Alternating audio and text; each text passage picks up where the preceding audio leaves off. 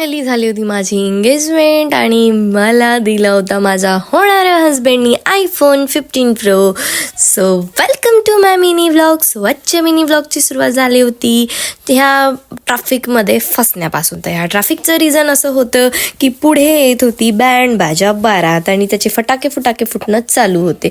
तर बघू शकता इतकी छान अशी बँड पार्टी होती. 5 स्टार 3 स्टार काय असते ते बोलावली होती. त्याच्यामध्ये इतके छान छान गाणे वाजत होते. तर हे सगळं माहोल पाहून माझी इच्छा होत होती की मी जाऊन डान्स करावं. भाई अपनी तो शादी है नहीं, अपन तो जा नहीं सकते भाई. असाच एन्जॉय केला, व्हाईब केली. पण हा जो क्यूटचा बच्चा आहे हा मस्त एन्जॉय करून आला होता त्या बँड पार्टीमध्ये.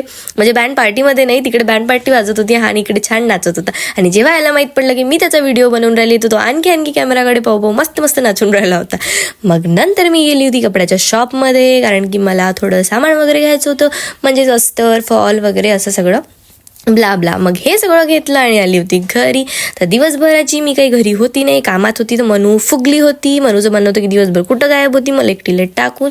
तर मुंह फुला के बैठी थी और मुझसे बात भी नहीं कर रही थी. आणि बघू शकता तिचा राग थोडा वेळात डसण्यात कन्वर्ट होणार होता.